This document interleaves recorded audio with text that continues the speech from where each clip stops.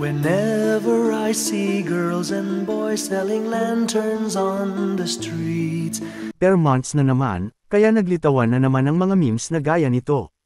Ito ay dahil sa pagdiriwang ng Pasko ng ating mga kababayan, at sinasabi na ang ating bansa ang may pinakamahabang celebration ng Christmas sa buong mundo. Pero alam nyo ba na may mga mas dapat na pagdiriwang na nasa Biblia? Halina at pag-usapan natin sa video na ito.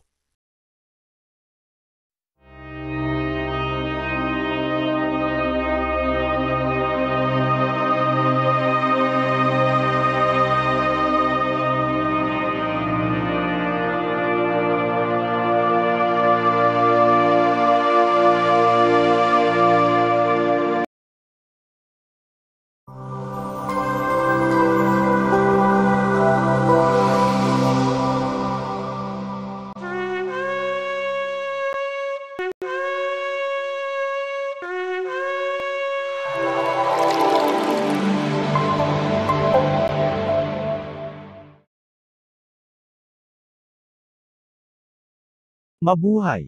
Welcome po mga kababayan, sa ating ALF-ARAM channel. Ito po ay one-stop channel na may sense at values.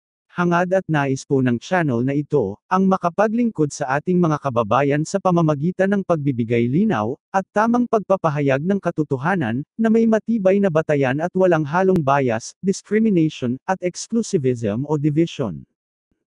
Ang hangad po ng channel na ito ay may parating sa mga tao ang katotohanan bilang public service na walang inaasahang kapalit. Do not deny yourself to know the truth. Free your mind from delusions. Stand on your own under the truth. Mga kababayan, maraming salamat po sa patuloy na pagsubaybay at panunood sa ALF-ARAM channel. Kung unang beses mo pa lang po na makapanood sa channel na ito ay paglilinaw lang po, ang ALF-ARAM channel ay hindi isang relihiyon, at nagkataon lang na madalas ay religious contents ang nagagawa nating video sa kakulangan ng time and resources. At hindi po limitado sa mga paksa mula Biblia ang mga paksa dito. Pakiusap at pakisuyo po na ibahagi ang channel na ito at ang mga videos nito upang mas marami pa ang makaalam ng katotohanan at mabuting balita. Narito ang isa na namang video bilang walang bayad at walang obligasyon na serbisyo publiko sa inyong lahat. Sana magustuhan po ninyo at maging kapaki-pakinabang sa inyo. Muli, ay maraming salamat po sa inyong mga kababayan.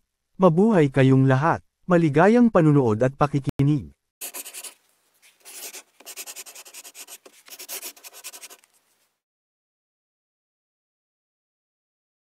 Sa video na ito ay pag-uusapan natin ang mga biblical holidays na mas nararapat na ipagdiwang ng mga Bible believers kaysa sa Christmas at New Year's Day.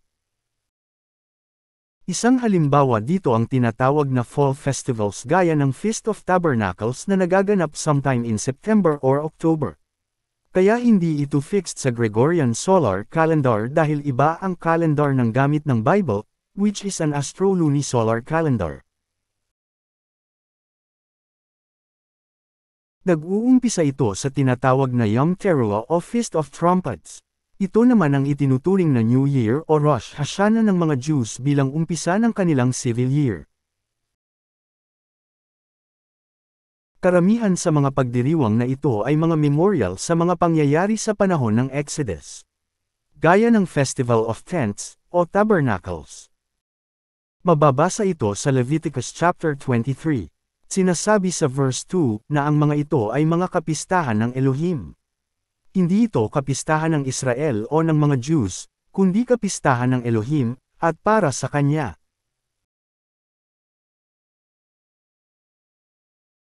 Ayon sa verse 5, ang 14th day of the first month ay ang Passover.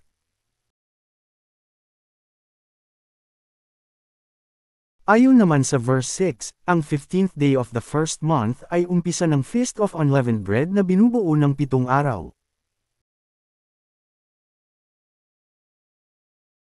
At mula doon ay ang pagbibilang ng 7 sevens na binubuo ng 50 days. Ito naman ang Feast of Sevens o Pentecost. Ang tagubili naman sa verse 24, ay tungkol sa Feast of Trumpets na ginaganap sa first day of the 7th month.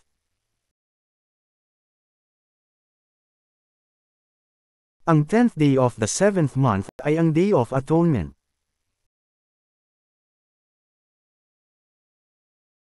At sa verse 34 ay ang umpisa ng Feast of Tabernacles mula sa 15th day of the 7th month.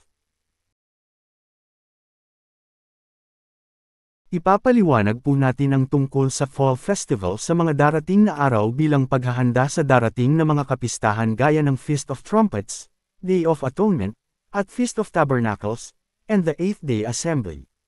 Abangan po ninyo ang mga videos na yan. Paki-subscribe upang maging updated kayo lalo na sa mga darating pa na mga videos at announcements.